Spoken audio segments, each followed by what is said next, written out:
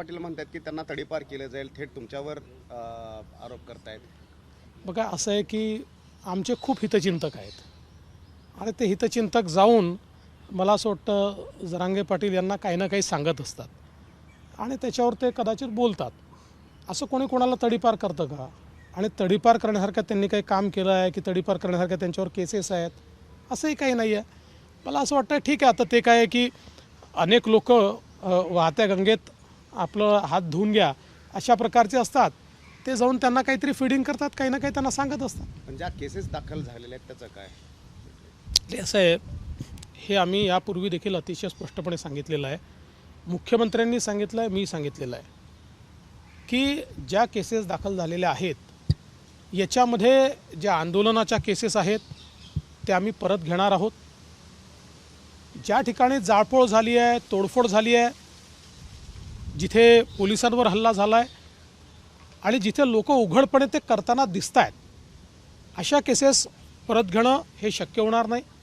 मात्र इतर सगळ्या केसेस ज्या आहेत त्या परत घेण्याची घोषणा देखील आम्ही केली, त्याचं काम देखील आम्ही सुरू केलं. साधारणपणे तपासावर असलेल्या अंदाजे 492 केसेस आहेत 24 जिल्ह्यांमध्ये. 492 केसेस आहेत, त्यातल्या 2च जिल्ह्यांमध्ये जास्त आहेत, बाकी कुठे एक आहे कुठे 2 असेच आहेत, पण 2 जिल्ह्यांमध्ये मात्र मोठ्या प्रमाणात केसेस आहेत. त्याची छाननी देखील सुरू झालेली आहे आणि माझ्या माहितीप्रमाणे जवळपास 172 केसेस परत घेण्याच्या संदर्भात शिफारस देखील झालेली आहे. एक 6 केसेस अशा आहेत की ज्या संदर्भात पोलिसांनी शिफारस नाकारलेली आहे. उर्वरित केसेसच्या संदर्भातली छाननी चाललेली आहे. आता आचारसंहिता लागलेली आहे.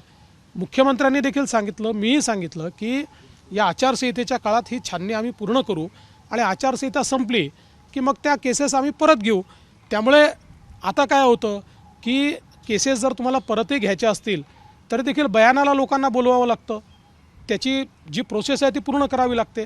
मग कोणाला बयानाचा संबंध गेला की लगेच नवीन केस तयार झाली असं सांगितलं जातं, मग कुठेतरी अजून काही वेगवेगळ्या प्रकारच्या गोष्टी बोलल्या जातात. त्यामुळे मला असं वाटतं की विनाकारण संभ्रम पसरवण्याचा हा भाग आहे. सगळे सोयरे असतील किंवा केसेस असतील या दोन्हीच्या संदर्भात राज्याच्या प्रमुखांनी मुख्यमंत्र्यांनी अतिशय स्पष्ट घोषणा केलेली आहे.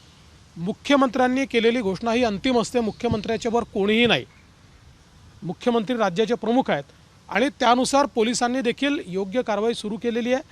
विनाकारण या संदर्भातले गैरसमज पसरवून आणि त्या संदर्भात चुकीची माहिती काही लोक देतात, त्याच्यावर मग काही वेगवेगळ्या प्रकारचे स्टेटमेंट येतात, मी त्याच्यावर रिॲक्ट देखील करत नाही.